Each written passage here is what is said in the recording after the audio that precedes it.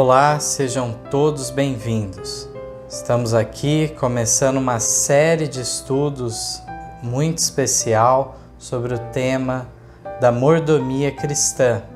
Será um estudo dividido em 10 partes, cobrindo uma ampla gama de aspectos desse assunto. Está aqui ao meu lado para nos ajudar nesse estudo o irmão Ronei de Souza. Muito obrigado, irmão Mateus. Para mim é um privilégio estar participando desse material que será exposto a cada 10, 15 dias, né? E como o irmão Mateus citou, realmente é uma série que fala sobre mordomia cristã. Visto a necessidade de lidarmos com tal assunto, pela responsabilidade que Deus tem colocado sobre cada um de nós, de maneira individual e de maneira também na coletividade. O assunto que, ora, iremos tratar nesta série tem como objetivo despertar o povo de Deus, ainda que de forma isolada, aquele que se encontra isolado, para a realidade desse tema. Deus, na sua misericórdia, tem nos provido todos os meios necessários de sobrevivência, necessária para o nosso desenvolvimento espiritual, não somente físico. E em cima dessas bênçãos que temos, também temos obrigações a desempenhar. Eu gostaria de ler no livro de 2 Coríntios, no capítulo 2, no verso 17, que nos diz da seguinte maneira: porque nós não estamos, como tantos outros, mercadejando a palavra de Deus. Antes, em Cristo é que falamos na presença de Deus com sinceridade e da parte do próprio Deus. Então nós vemos que por esse texto aqui, hoje nós vemos o mundo religioso de forma mercenária, mercadejando a palavra de Deus. Quando nós falamos, irmão Mateus, sobre dízimos, de maneira aleatória, já somos levados a sermos comparados como esses grandes falsificadores, mercenários que mercadejam da palavra de Deus. Eu não poderia deixar de ler esse texto para a nossa introdução. Sejam todos bem-vindos nesse aspecto. Serão 10 temas dentro do assunto de mordomia cristã. Tudo que nós abordaremos durante essa série não terá, os irmãos vão observar, não terá nenhum pensamento, nenhum argumento humano. Tudo dentro do script, do que está escrito, tanto à luz da Bíblia, quanto à luz do Espírito de profecia. Então são bastante assuntos aqui abordados, mas dentro justamente de um está escrito. Eu gostaria de ler no livro de Mateus, no capítulo 25, uma parábola bastante conhecida, lerei somente 2 versos, que é a parábola dos 10 talentos, né? Então, o capítulo 14 de Mateus 25 diz da seguinte forma: porque isto é também como um homem que, partindo para fora da terra, chamou os seus servos e entregou-lhes os seus bens. E a um deu 5 talentos, e a outros 2, e a outro 1, e cada um segundo a sua capacidade, e ausentou-se logo para longe. Esse assunto é muito conhecido e reporta a necessidade e o que Deus tem colocado sobre cada um de nós. Cada um recebeu talentos, uns mais, outros menos. Mas o que mais chama a atenção aqui, não é daquele que recebeu muitos talentos. O que mais chama a atenção foi que aquele que recebera um único talento, ele, ao invés de colocá-lo para multiplicar, ao invés de emprestar para o banqueiro, ele enterrou o seu talento. Eu vejo isso como uma lição para que nenhum de nós venhamos a nos desculpar, nos justificar de que nós não temos necessidade de devolver porque eu sou pequeno, Deus sabe que eu sou pobre ou eu sou menos favorecido e eu não tenho gestão dos meus talentos. Aqui está dizendo que aquele que não teve uma boa gestão do único talento que recebera, a sentença dele foi muito cruel. Ele foi chamado de servo mau e infiel, e até o pouco que foi dado a ele foi tirado. A conclusão desta parábola: o que recebera 5 talentos multiplicou para 10, o de 2 multiplicou para 4 e o de 1 talento, então ele fica sem fazer com que esse talento pudesse ser multiplicado. Então fica aqui para nós o aprendizado das bênçãos que Deus tem derramado, do que Deus tem feito por cada um de nós, a saúde, as posses, e cada um na sua gestão, cada um no seu talento que recebeu. Mas o importante dessa lição que acabei de ler é que realmente nós temos sim obrigação para com Deus, ainda que recebemos um único talento. Queria também trazer um texto bíblico de Isaías 32, os versos 7 e 8, que nos chama a atenção da seguinte maneira: também todas as armas do avarento são más. Ele maquina invenções malignas para destruir os mansos com palavras falsas, mesmo quando o pobre chega a falar retamente. Mas o liberal projeta coisas liberais e pela liberalidade está em pé. Texto muito bonito, né? Mostrando a ruína do avarento, apesar de toda a trama que ele procura realizar, mas Deus do lado do liberal, aquele bem disposto em auxiliar na causa de Deus. E como a gente entender da liberalidade e da avareza? Eu acabei de citar a respeito daquele que enterraram o talento, o único talento. E depois nós vamos para aquela experiência do jovem rico, a qual ele diz que guardava todos os mandamentos que a ele foi ensinado, né? E Jesus dispensa então os seus meios financeiros e ataca diretamente o coração dele. Então parece uma contradição daquele jovem que até então parece que tinha dado um bom testemunho e agora ele poderia ser, somando-se à capacidade de Cristo, fazer um grande trabalho. Muitas vezes os que têm posse, os que têm meios financeiros, poderão cair na mesma condição daquele jovem rico. Por ele ter posse, ele pode fazer um grande trabalho pela causa, ele pode fazer grandes doações, ele pode fazer tudo isso. Mas o que Jesus está falando nessa parábola do jovem rico, né, é que o que ele pede de nós é o nosso coração. De nada vale as nossas riquezas se o nosso coração não estiver realmente em Cristo. De nada vale as nossas posses, os nossos talentos, das mais variadas formas. Então, hoje o que nós iremos tratar nesse tópico é justamente a consagração de uma maneira em geral, não somente do coração, mas partindo do coração e assim automaticamente ele abranger todas as nossas posses, os nossos talentos que possuímos. O texto que eu gostaria de ler, ele está no Conselho sobre Mordomia, na página 85.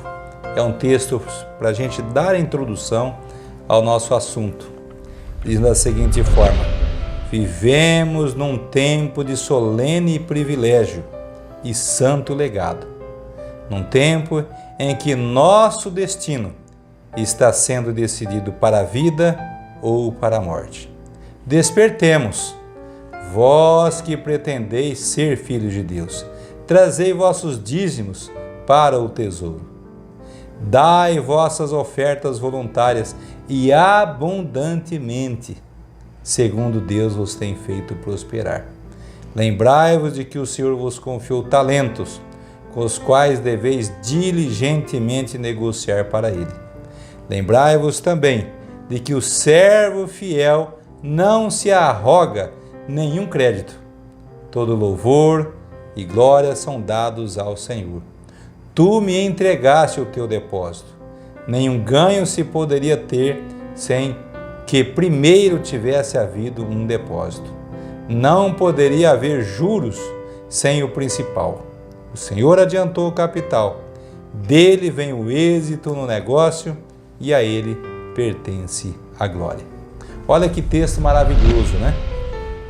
Então nós vivemos em um período de solene privilégio de termos as bênçãos de Deus e um santo legado de fazermos então a nossa contribuição.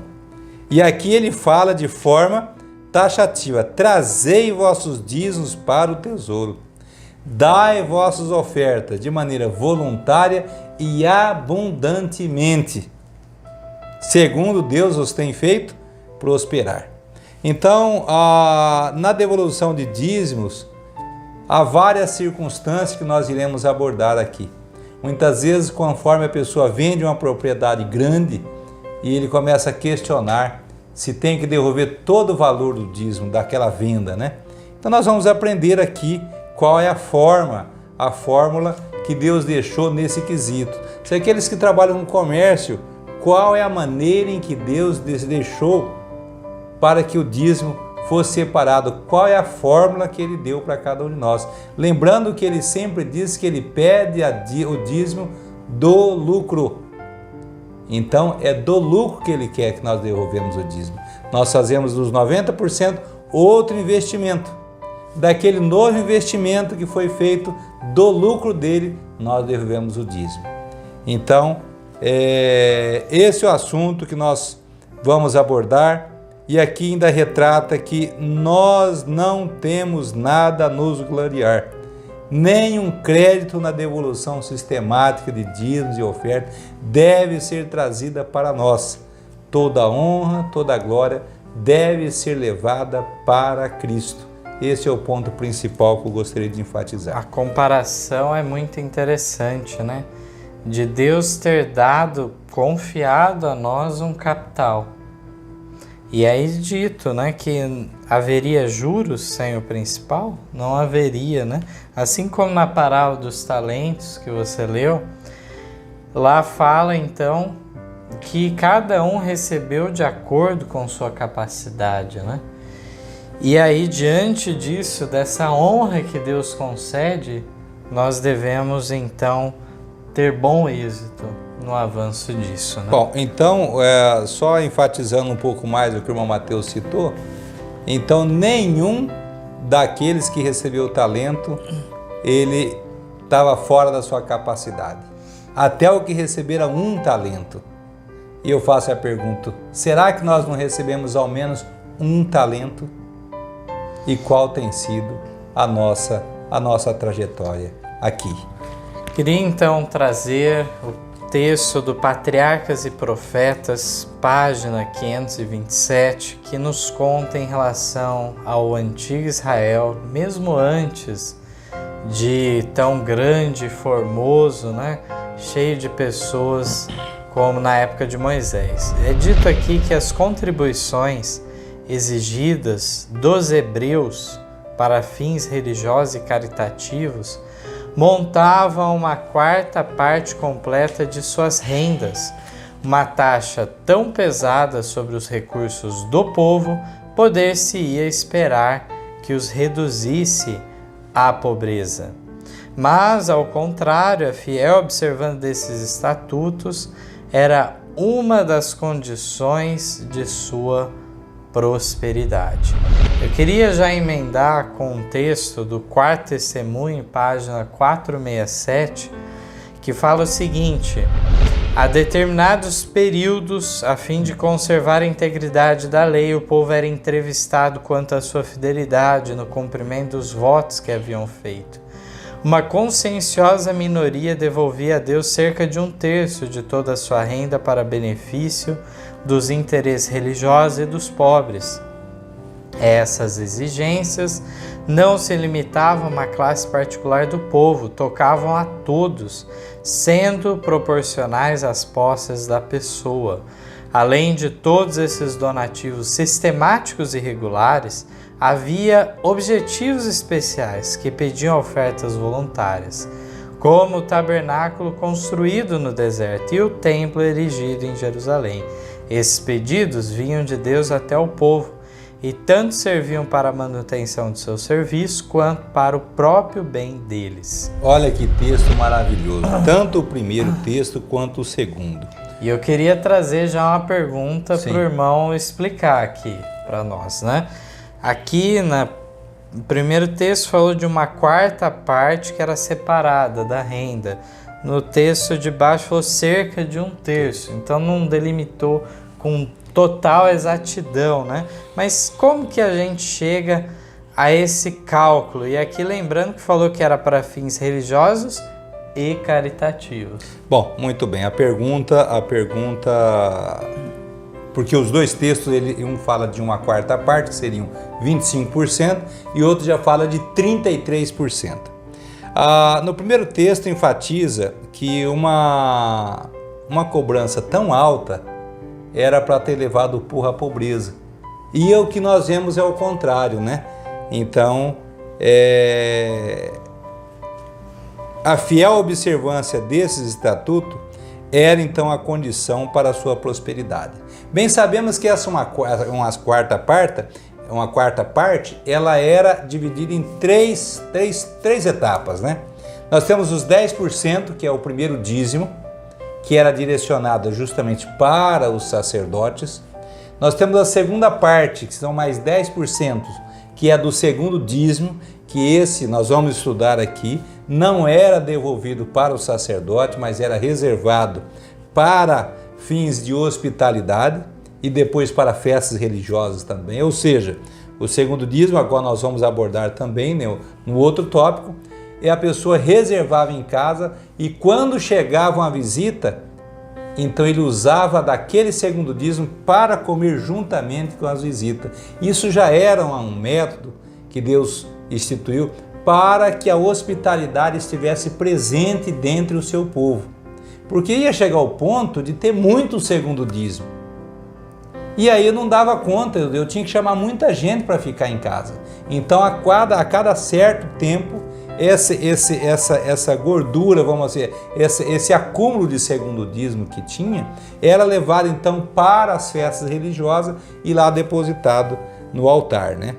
Então agora no segundo texto que o irmão Mateus trouxe, diz assim que havia na época deles uma conscienciosa minoria que ela não queria correr risco de ficar fazendo muitas vezes aquele cálculo muito preciso. Olha, eu recebi 100, eu tenho que dar 10, eu tenho que dar 25, 10 de primeiro dízimo, 10 de segundo dízimo, 5 de oferta. Poderia ser que ele recebeu 105.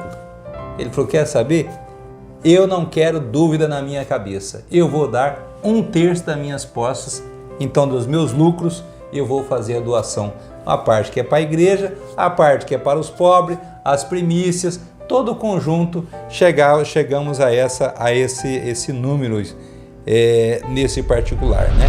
Então esses pedidos vinham de Deus até o povo e tanto serviu para a manutenção do seu serviço como para o próprio bem deles, como o Mateus acabou citando. Então os dois textos maravilhosos, onde nós vemos que de maneira nenhuma a finalidade é extorquir as pessoas.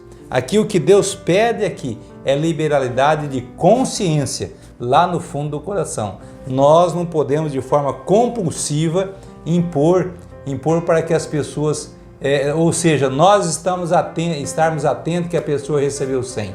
Ele vai dar segundo a sua consciência. Se ele estiver lesando a Deus, o texto de Malaquias vai ser contra ele. E se ele estiver sendo liberal, as promessas de Deus estarão sobre ele também. Então, na realidade, a gente não vê algo estritamente determinado quanto à quantia de ofertas, né? Podemos falar de um costume dos hebreus de devolver 5% da renda de oferta, mas havia outros que davam um valor superior a isso, né? Então fica aberto. Mas para além, eu queria destacar esse ponto. Sim. Digamos, como o texto fala aqui, que a pessoa dedicasse 1/3 da sua renda a Deus.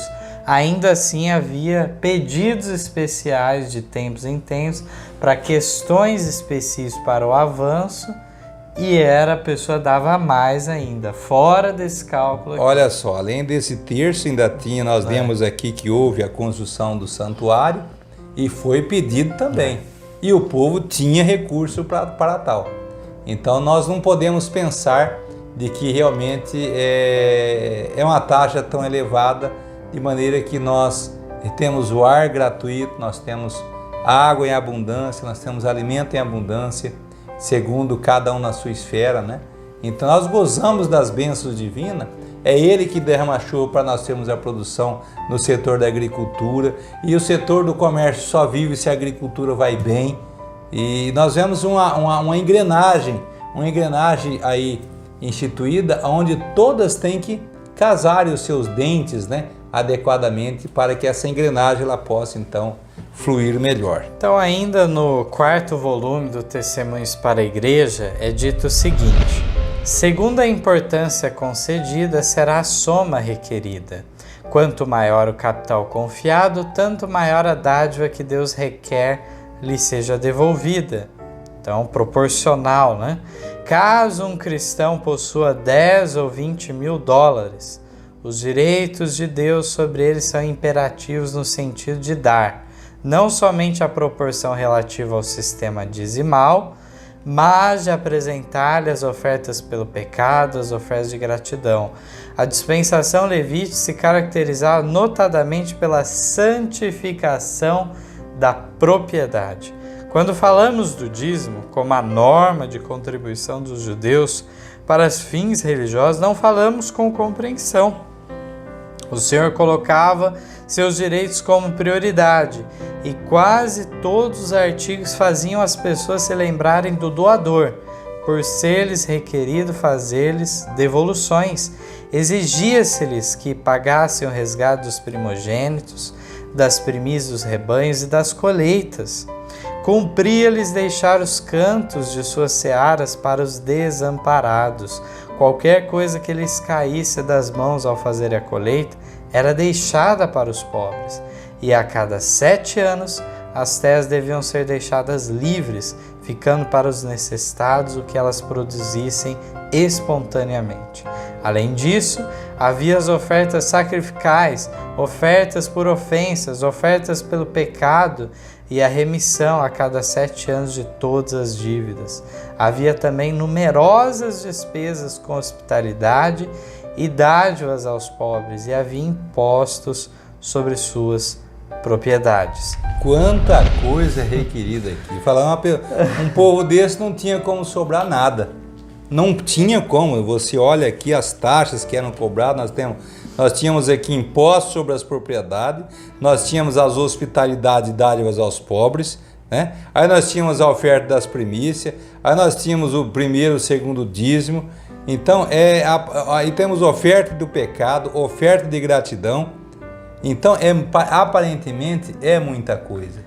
Mas eu queria destacar, Ronei, que então aqui o texto comenta que alguém, de repente, ao descobrir o próprio sentido da palavra dízimo, que é a 10ª parte, né? Então seria 10%, algumas pessoas acham muito arbitrário esse valor. Entendem que o dízimo é livremente a porcentagem, né? Não querem definir. Mas a Bíblia nós vemos que não é à toa que usou esse termo dízimo, era justamente para determinar um valor exato, proporcional, né, segundo a renda.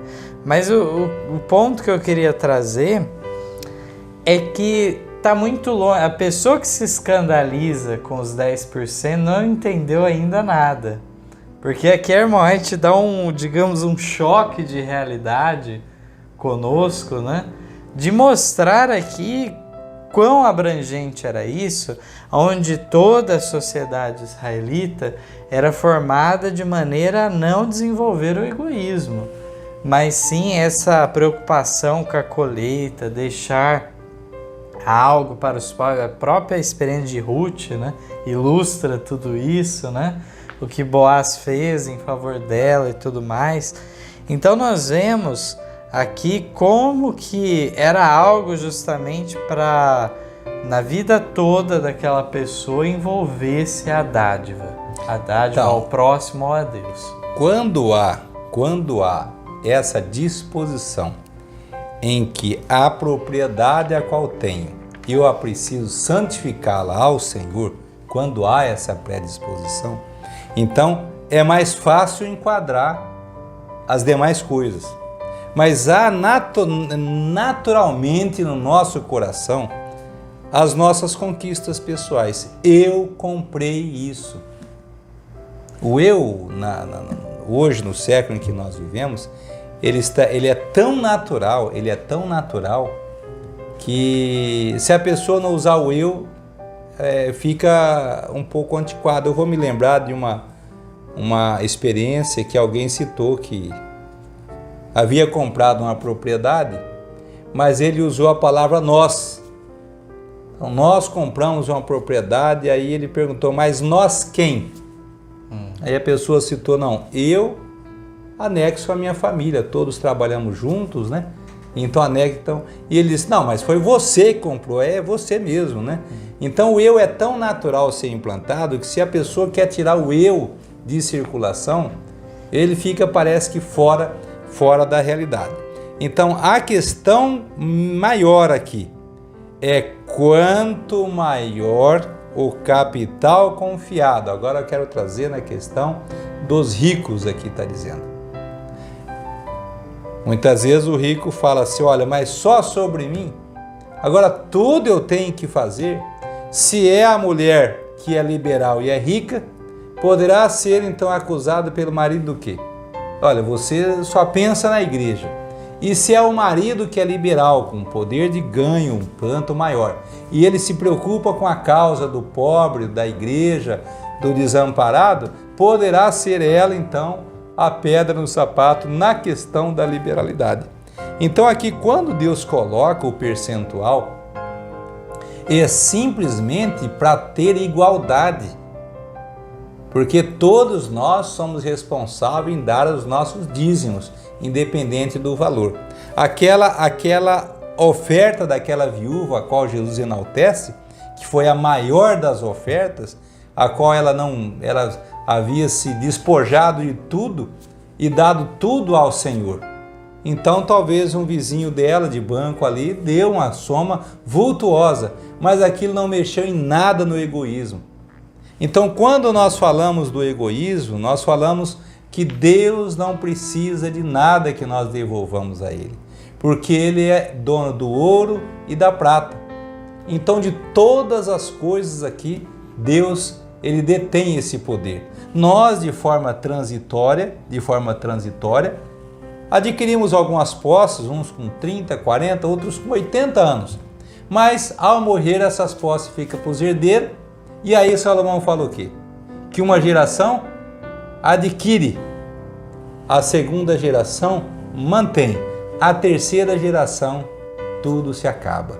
Então aí grandes famílias renomadas que nós sabemos, segundo cada um na sua influência, sabe que funciona dessa forma. E Deus quer mexer justamente com esse egoísmo. É nós que precisamos ser beneficiados com a devolução do dízimo. É nós precisamos romper com as barreiras do nosso egoísmo. Queria então partir para o próximo texto do Profetas e Reis, que diz assim: Deus abençoa a obra das mãos dos homens, para que eles possam devolver-lhe sua porção. Dá-lhe a luz do sol e a chuva, faz que a vegetação brote. Dá saúde e habilidade para a aquisição de meios. Todas as bênçãos vêm de suas pródigas mãos. E ele deseja que homens e mulheres mostrem gratidão, devolvendo-lhe uma parte em dízimos e ofertas, em ofertas de gratidão, ofertas voluntárias e ofertas pelo pecado. Devem eles devotar seus meios a seu serviço, para que sua vinha não venha a ser um deserto estéril. Devem estudar o que o Senhor faria em lugar deles. A Ele devem levar em oração toda a questão difícil. Devem revelar interesse altruísta na edificação de sua obra em todas as partes do mundo. Então aqui nós vemos que maravilhoso texto falando o alcance, né, de todas as bênçãos de Deus, como que é um alcance tremendo e que devemos estar de fato interessados também na causa de Deus. E dando continuidade, gostaria de passar para o irmão Ronei ler o próximo texto. Esse já é no Conselho sobre Mordomia, na página 71. Diz que Deus tem direito sobre nós e tudo o que temos. Olha só, Deus tem direito sobre nós em tudo o que temos. Seu direito está acima de qualquer outro. E em reconhecimento desse direito, ordena que lhes demos uma parte proporcional fixa de tudo que Ele nos dá. Essa parte específica é o dízimo.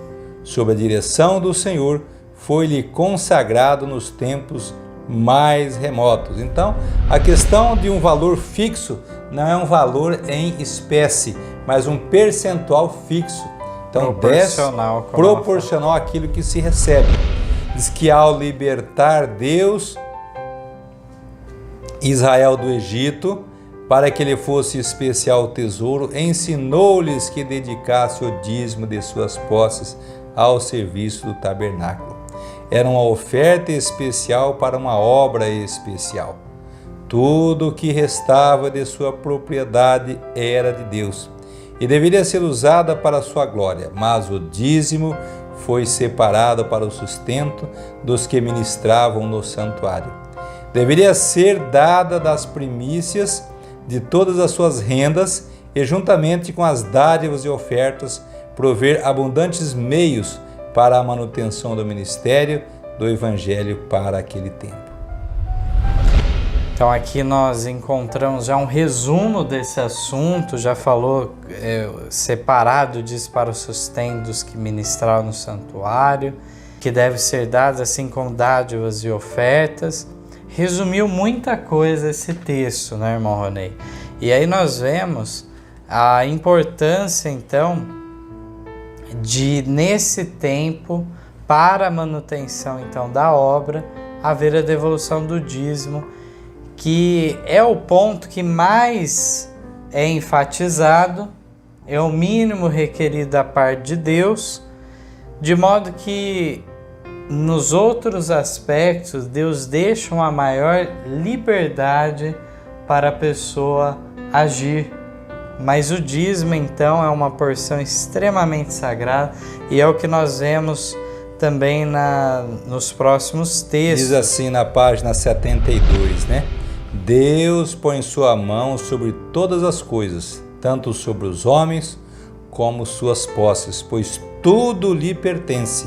Disse ele: eu sou o dono do mundo, meu é o universo, e quero que consagreis ao meu serviço as primícias de tudo que eu, com as minhas bênçãos, faço chegar às vossas mãos.